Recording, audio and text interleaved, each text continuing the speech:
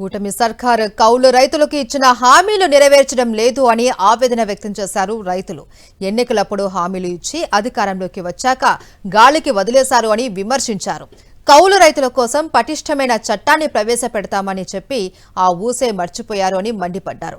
కౌలు రైతులకు పెట్టుబడి సాయం కూడా అందడం లేదు అన్నారు. కౌలు రైతులకు ఇచ్చిన హామీలు నెరవేర్చాలి అని కోరుతూ ఏలూరులో అధికారులకు వినతిపత్రం అందజేశారు కౌలు సంఘాల నేతలు.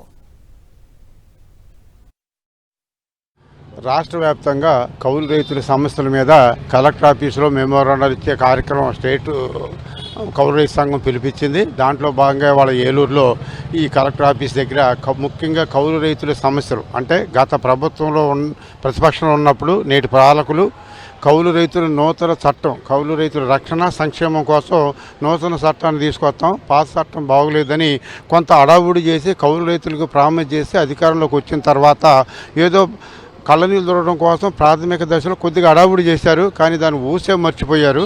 కౌలు రైతుల సంక్షేమ చట్టం నూతనంగా తీసుకురావాలనేది ప్రధానమైన డిమాండ్. ఏదైతే ఆంధ్ర రాష్ట్రంలో ఉండే ప్రభుత్వం ఇవాళ అధికారంలో ఉందో ఎన్డీఏ కూటమి ప్రభుత్వం అధికారంలో రాకముందు చంద్రబాబు నాయుడు గారు అనేక హామీలు ఇచ్చారు, ఎన్నికల వాగ్దానాలు చేశారు. ప్రధానంగా కౌలు రైతులకు సంబంధించి కౌలు రైతులకి సంక్షేమం కోసం చట్టం తీసుకొస్తా ఉన్నారు. ఆ చట్టం తీసుకొస్తారు కదా అని ఆశతోటి కౌలు రైతులందరూ కూడా ఓట్లు వేయడం జరిగింది అన్నాడు. ఇవాళ భూమి మీద ఎక్కువ శాతం సాగులో ఉన్నదంతా కౌలు రైతులు, 80% పైన కౌలు రైతులు ఉంటా ఉన్నారు. నష్టాలకు గురవడం వల్ల కౌలు రైతులకి సరైన గుర్తింపు కార్డు లేకపోవడంతో వాళ్ళు గుర్తించబడంతో ఆ నష్టాలు బారిన పడ్డ కౌలు రైతులు వాళ్ళ ఆత్మహత్యలకి పాల్పడుతున్నారు. ఈ విధంగా కౌలు రైతులకి పూర్తిగా అన్యాయం జరుగుతుంది. దీన్ని అరికట్టడంలో ఎన్డీఏ ప్రభుత్వం వైఫల్యం చెందింది.